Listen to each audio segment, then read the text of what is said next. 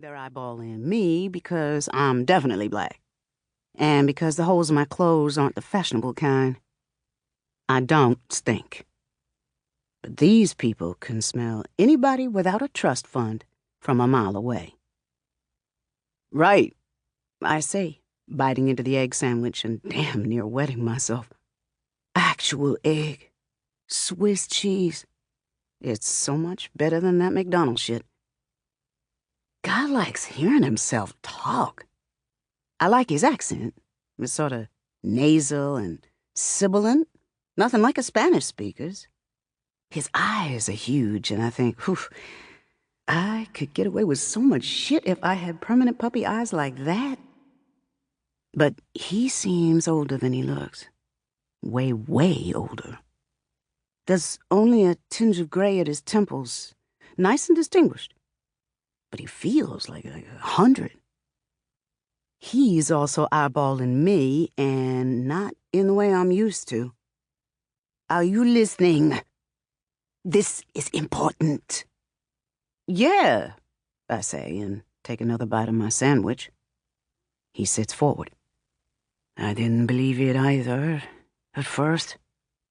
Hung had to drag me to one of the sewers, down into the reeking dark, and show me the growing roots, the budding teeth.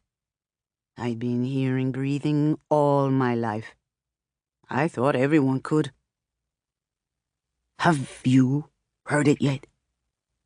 Heard what? I ask, which is the wrong answer. It isn't that I'm not listening.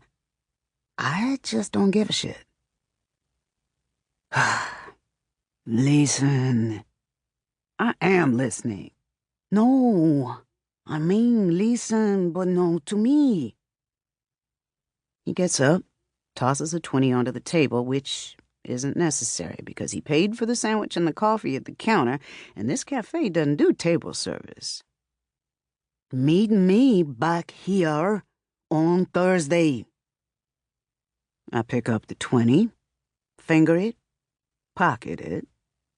Would have done him for the sandwich.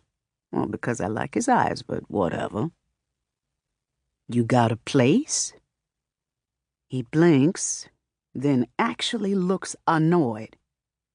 Listen, he commands again, and leaves. I sit there for as long as I can, making the sandwich last, sipping his leftover coffee, savoring the fantasy of being normal. I people watch, judge other patrons' appearances. On the fly, I make up a poem about being a rich white girl who notices a poor black boy in her coffee shop and has an existential crisis. I imagine Paolo being impressed by my sophistication and admiring me, instead of thinking I'm just some dumb street kid who doesn't listen. I visualize myself going back to a nice apartment with a soft bed and a fridge stuffed full of food. Then a cop comes in. Fat, florid guy buying hipster Joe for himself and his partner in the car, and his flat eyes skim the shop. I imagine mirrors around my head, a rotating cylinder of them that causes his gaze to bounce away.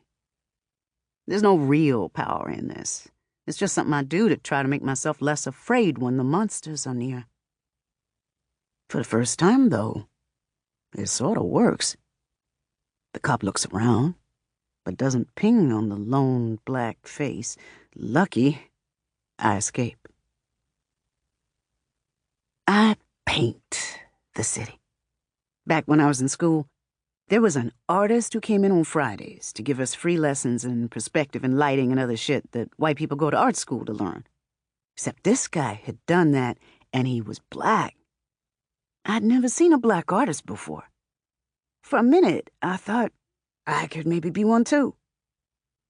I can be, sometimes. Deep in the night, on a rooftop in Chinatown, with a spray can for each hand, and a bucket of drywall paint that somebody left outside after doing up the living room in lilac, I move in scuttling, crab-like swirls. The drywall stuff I can't use too much of. It'll start flaking off after a couple of rains.